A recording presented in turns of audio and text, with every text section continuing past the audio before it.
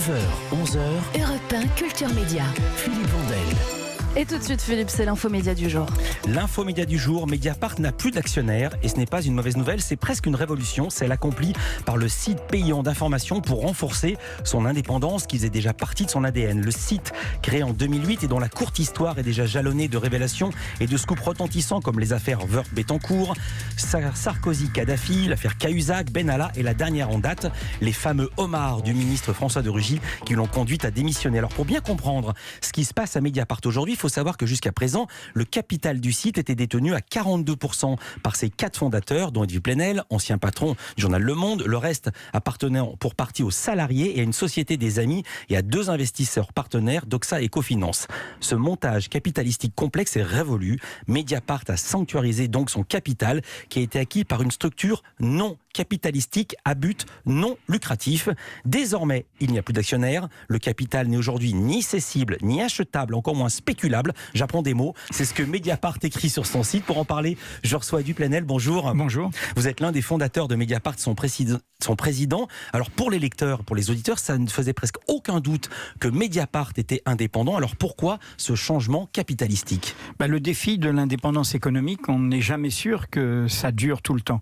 Regardez Libération, Le Monde, selon des engagements qui avaient été pris après la Deuxième Guerre mondiale, une presse corrompue, une presse soumise à des intérêts privés, ont essayé de faire vivre ce qu'on appelle un actionnariat salarié, où il n'y avait pas seulement la bataille pour l'indépendance éditoriale, je suppose que vous l'amenez ici, que tout le monde l'amène, quelles que soient toutes les rédactions l'amènent, quels que soient les contextes. C'est l'obligation de notre profession. Nous sommes d'abord responsables devant le public et pas devant nos actionnaires ou devant nos propriétaires.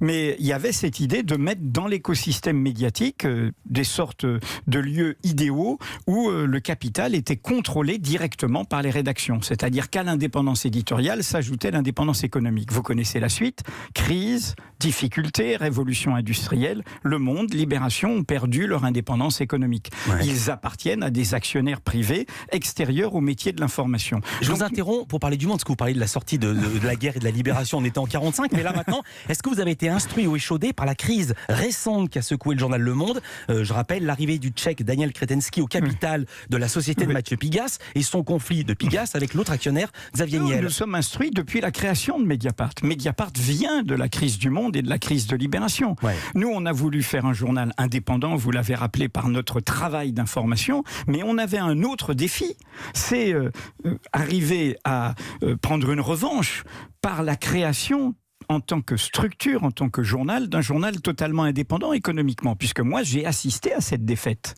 J'ai assisté à la prise en main du Monde par des intérêts privés. J'ai perdu cette bataille. J'ai dit, vous allez voir, vous allez vous battre et vous tuer les uns les autres. Et d'ailleurs, c'est une tuerie. Ça a d'abord commencé par une tuerie entre journalistes, et maintenant c'est une tuerie, on en parlera peut-être, entre capitalistes, entre M. Pigasse et M. Niel.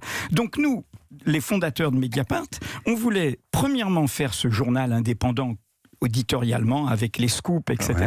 Mais on voulait absolument trouver une réponse inédite, car on avait compris que le fait que les salariés contrôlent le capital ne résistait pas en cas de crise. En cas de crise, ça devenait un enjeu de pouvoir, ça devenait une bataille, et du coup, l'indépendance était perdue. Qu'est-ce que vous appelez une crise ? C'est le fait de ne plus avoir de revenus, c'est le fait de ne plus avoir d'argent, c'est ça la crise. Il y a parfois des révolutions industrielles qui obligent à se mettre en cause, il y a parfois des difficultés que traversent les médias. Donc nous, on a voulu trouver une solution qui rende irréversible l'indépendance de Mediapart. Et notre modèle était ce qui existe en Grande-Bretagne, le trust du Guardian. Alors là, c'est lié à une vieille famille écossaise, c'est-à-dire qu'il y a un trust dont le rôle est de garantir de manière à perpétuité l'indépendance économique en faisant des réserves de façon à ce qu'en cas de difficulté, il soit possible d'aider le Guardian pour préserver son indépendance. D'un mot, qu'est-ce que ça a de neuf ? Parce que tout le monde essaie de faire des réserves en cas de coup dur. C'est le principe de l'assurance. La nouveauté, c'est qu'il n'y a pas d'actionnaire extérieur qui veut défendre des intérêts extérieurs au journalisme. Nous ne sommes pas, à Mediapart, à la merci d'une pression de quelqu'un qui a des intérêts dans la téléphonie mobile, dans les ventes d'armes, dans la finance. Donc, du coup, mais c'était déjà le cas auparavant. Je veux dire, ça me rappelle la blague de Coluche plus blanc que blanc. Pardonnez-moi, moi, j'ai l'impression que vous étiez déjà très indépendant. Donc vous êtes plus indépendant qu'indépendant. Avant, cette indépendance, elle était garantie par le fait que les fondateurs contrôlent le capital. Ils ne sont pas éternels, les fondateurs. Ah oui. Nous, on ne voulait pas donner ça à nos enfants. On ne voulait pas vendre ça au plus offrant. Et on voulait, encore une fois, inventer quelque chose pour donner Mediapart à l'équipe, que l'équipe contrôle Mediapart, mais qui soit nouveau.